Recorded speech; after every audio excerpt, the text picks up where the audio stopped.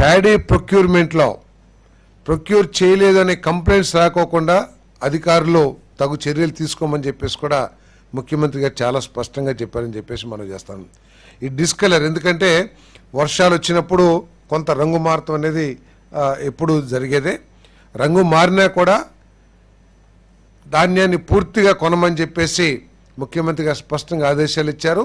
ఏ రైతు కూడా రంగు మారితే భయపడాల్సిన అవసరం లేదు, వారి ధాన్యాన్ని ప్రభుత్వం కొంటదని చెప్పేసి కూడా మనం చేస్తా ఉన్నాను నేను.